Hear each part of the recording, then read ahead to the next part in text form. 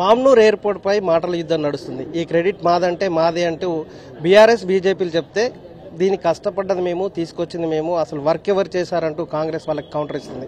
అసలు మామ్నూర్ ఎయిర్పోర్టు ప్రారంభం కావడానికి, అది పనులు ప్రారంభం కావడానికి కారణం ఎవరు, ఈ క్రెడిట్ ఎవరికి చెందుతుంది, ఎవరి హయాంలో పనులు జరిగాయి అనేది కాంగ్రెస్ నేత కేఆర్ నాగరాజ్ మనతో ఉన్నారు, స్థానిక ఎమ్మెల్యే. అసలు మామ్నూర్ ఎయిర్పోర్ట్ ఆయన పరిధిలో ఉన్న నేపథ్యంలో ఏ కండిషన్స్ మీద ఈ వర్క్ నడుస్తుంది అనేది ఆయనతో మాట్లాడదాం. సార్ చెప్పండి, అసలు ఎవరి హయాంలో ఈ పనులు పూర్తి కాబోతున్నాయి, ఎలా జరుగుతున్నాయి, అసలు 10 ఏళ్లుగా కొనసాగుతున్నటువంటి వరంగల్ వాసుల ఆశ ఎవరు నెరవేర్చబోతున్నారు? ఇది 10 ఏళ్ళు కాదన్నా, ఇది ఒక 40 to 50 ఇయర్స్ నుండి నేను అక్కడనే పుట్టి పెరిగాను. సో చాలా ప్రజల యొక్క ఆకాంక్ష వరంగల్కు ఎయిర్పోర్ట్ రావాలనేది. ఈరోజు మా గౌరవ ముఖ్యమంత్రి గారు వారు పలు దఫాలు ఢిల్లీకి వెళ్ళి అందరితో మాట్లాడి, కన్సర్న్ ఏవియేషన్ మినిస్టర్తో, ప్రధానమంత్రితో అందరితో మాట్లాడి జిఎంఆర్ను, ముఖ్యంగా ఇక్కడ వారితో కంటే ముఖ్యం జిఎంఆర్ను ఒప్పించి 150 కిలోమీటర్ల పరిధిలో ఏ జోన్ ఉండద్దు అనేది వాళ్ళ కండిషన్ పెట్టింది. సో వారిని ఒప్పించి ఈరోజు మేము క్రెడిట్ కోసం కొట్లాడలేదు, వాస్తవాలు చెప్పేదానికి ముందుకు వచ్చినాం. ఈరోజు మీడియా ముందుకు రావడానికి కూడా వాస్తవాలు చెప్పడానికి. వాస్తవం ఏంటంటే దీన్ని అంతా కష్టపడ్డది మా ముఖ్యమంత్రి గారు. It's credit goes to only Congress party. అందులో ప్రతిదీ మేము ఇక్కడ నుండి అందరం టీం వర్క్గా, మేము అందరం ఎమ్మెల్యేలు, సురేఖమ్మ మినిస్టర్ గారు, పొంగులేటి ఇన్ఛార్జ్ మినిస్టర్ గారికి పలు దఫాలు మనకి ఇక్కడ అన్నగారు మాటిచ్చిండ్రు. గతంలో ఎలక్షన్లలో, నా ఎలక్షన్ క్యాంపెయిన్లో కూడా వారు మాటిచ్చిండ్రు. పిసిసి అధ్యక్షులుగా ఉండి, తర్వాత ఎంపీ కడియం కావ్య గారు ఉన్నప్పుడు, నాయన రాజేందర్ రెడ్డి ఎమ్మెల్యే కాంటెస్ట్ చేసేటప్పుడు అందరి సమక్షంలో, అప్పుడు అందరి ముందట వరంగల్ను హైదరాబాద్ నగరంగా తీర్చిదిద్దే బాధ్యత నేను మున్సిపాలిటీ మినిస్టర్గా ఉన్నా అని సీఎం అయినాక కూడా చెప్పారు. సో ఇన్ని దృష్ట్యాలు పెట్టుకొని మేము ఒక సిస్టమేటిక్గా క్రానికల్ ఆర్డర్లో, అంటే ఫస్ట్ జిఎంఆర్ క్లియరెన్స్, తర్వాత ఏవియేషన్ మినిస్టర్ క్లియరెన్స్, ఇవన్నీ వచ్చాకనే మనం ఇక్కడ 205 రూపాయలు భూసేకరణకు కోట్ల రూపాయలు సీఎం గారు జీవో ఇచ్చారు.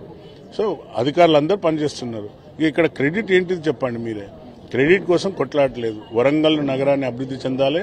వరంగల్కు ఎయిర్పోర్ట్ వస్తే ఆల్రెడీ మనకు ఇక్కడ టెక్స్టైల్ పార్క్స్, ఐటీ హబ్ వచ్చింది. సో ఇవన్నీ కూడా ఇంకా మనకు ఎంప్లాయ్మెంట్ సోర్స్ అనేది పెరుగుతుంది. ఎడ్యుకేషన్ పరంగా ఒక హబ్ ఆల్రెడీ కాకతీయ వరంగల్ జిల్లా అంటే కాకతీయుల నాటి ఒక పేరున్నది కాబట్టి వరంగల్లో ఒక నగరం అభివృద్ధి చెందాలనే ఉద్దేశంగా మా ముఖ్యమంత్రి గారు ఆహర్నిశలు పనిచేస్తున్నారు. 253 ఎకరాల స్థలాన్ని సేకరించాలి. రైతులు విల్లింగ్ ఉన్నారా ఇవ్వడానికి? దాదాపు ఒక ఎకరానికి 4 కోట్ల రూపాయలు ఇవ్వాలి, అక్కడ చాలా డిమాండ్ ఉంది అని చెప్పి బీఆర్ఎస్ నేతలు డిమాండ్ చేస్తున్నారు. అది ఇవ్వకపోతే వాళ్ళ తరఫున మేము ఉద్యమం చేస్తామని కూడా హెచ్చరిస్తున్నారు. నిజానికి అంత డిమాండ్ ఉందా అక్కడ? గతంలో అయితే ఎట్లాగా ఇచ్చారా? వాళ్ళు ఎంతసేపు ఉద్యమం పేరు చేసుకుని అమ్ముకున్నారు. తెలంగాణ ఉద్యమం పేరుతోనే దోసుకున్నారు. మీరు ఆస్తులన్నీ లెక్క తీయండి. ఉద్యమం ముందు వీళ్ళ ఆస్తులు ఎంత, ఉద్యమం తర్వాత ఎంత ఆస్తులు. ఒక్కొక్కరు ఎమ్మెల్యేలు 100 కోట్లకు ఎవరు తక్కువ లేడు. అంతా పందికొక్కులాగా దున్నపోతులాగా తిని బలిసిండు. అసలు వీళ్ళని దున్నపోతులు కూడా అంటే కూడా దున్నపోతు కూడా సిగ్గుపడుతుంది. సో వీళ్ళు ఎంతసేపు ఆటంకపరిచే విధంగా, అంటే పల్లేరుగాయలు లాంటి వాళ్ళు. పల్లేరుగాయ చూసారా, ఎటు చూసినా ముళ్ళు ఉంటుంది, దానికి ఎటు తిప్పినా కుచ్చుకుంటుంది. మరి 10 ఏళ్లలో మీరు ఎయిర్పోర్ట్ ఎందుకు తేలేకపోయారు? వరంగల్ నగరానికి ఎందుకు మీరు అభివృద్ధి చేయలేకపోయారు? వరంగల్ నగరానికి అండర్ డ్రైనేజ్ సిస్టమ్ ఎందుకు తేలేకపోయారు? వరంగల్ను హైదరాబాద్ ధీటుగా తయారు చేస్తామని డల్లాస్ అన్నాడు ఆయన, farm house minister, farm house CM. మా సీఎం గారు లీడర్, ఆయన ప్రజలలో ఉంటాడు. 24/7 అందరికీ, నాయకులకు, ప్రజలకు, సామాన్య కార్యకర్త పైన కూడా వారితో కలుస్తున్నాడు. సో ఇదంతా వాళ్ళు అవివేకంతో మాట్లాడుతున్న మాటలు. అక్కడ కేటీఆర్ అనే సన్యాసి ఎట్లా కూర్చోమంటే కూర్చుంటారు, లేమ్మంటే లేస్తారు. వీళ్ళకి సొంత తెలివి లేవు, సొంత బుర్రలు లేవు. 4 కోట్లు ఉన్నాయి అక్కడ, మీరు ఎంత చేయబోతున్నారు? 4 కోట్లు కాదు, రైతులను ఒప్పించినాం, మాట్లాడినాం. రైతుకు అక్కడ ఉన్న రేట్ ప్రకారంగా రైతుకు ₹1 ఎక్కువ ఇస్తాం తప్ప రైతుకు ఎక్కడ కూడా నష్టపరచం. అక్కడ ఎవరైతే బినామీలు ఉన్నారో, ఇది కొంచెం ఏంటంటే ఇది పోతుంది.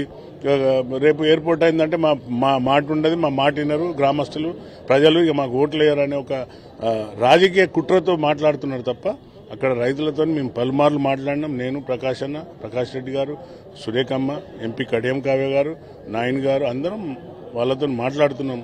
వారికి నచ్చే విధంగానే మేము ముందుకు పోతాం.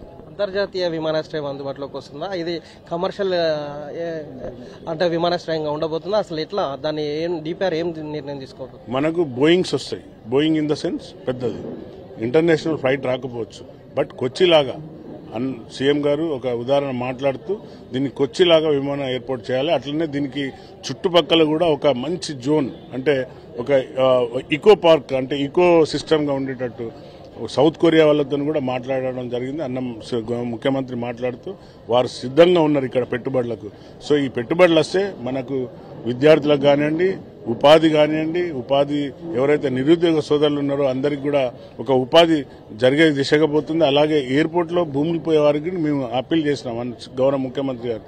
ఎవరికైతే పోతుందో వాళ్ళకి ఏమన్నా చూపెట్టాలి, అక్కడ జాబా లేక ఏదో సోర్స్ చూపెట్టాలంటే తప్పనిసరిగా ముఖ్యమంత్రి అది కూడా ఆలోచిస్తున్నాడు. వాళ్ళకి ఎలాంటి ఉపాధి కల్పించవచ్చు, షాపింగ్ కాంప్లెక్స్ ఏమైనా ఇవ్వచ్చా, లేకుంటే ఇంకేమైనా చుట్టుపక్కల ఏమైనా చేయొచ్చా అనే దిశగా మంచి ఆలోచనతో ఉన్నాం తప్ప వాళ్ళకేదో నష్టపరిచే విధంగా ఏం కోశాన లేదు ప్రభుత్వం. ఇది ప్రజాపాలన, ప్రజలకు అభిష్టంగానే పనిచేస్తుంది. వరంగల్లో ఏర్పాటు కాబోతున్న మామ్నూర్ ఎయిర్పోర్ట్ అంతర్జాతీయ స్థాయిలో ఉండబోతుంది. అంతర్జాతీయ విమానాశ్రయాలకు అనుగుణంగానే ఇక్కడ బోయింగ్ విమానం దిగేలాగా రూపకల్పన చేసేలాగా ఆలోచన చేస్తున్నాం. ఇది కమర్షియల్తో పాటుగా ఇక్కడికి అందరికీ ఉద్యోగ ఉపాధి అవకాశాలు కల్పించేలాగా విమానాశ్రయ నిర్మాణం చేయబడబోతున్నాం. దానికి అడుగులు పడుతున్నాయి. ఎక్కడ కూడా ఆటంకం లేని పరిస్థితి కనిపిస్తుంది.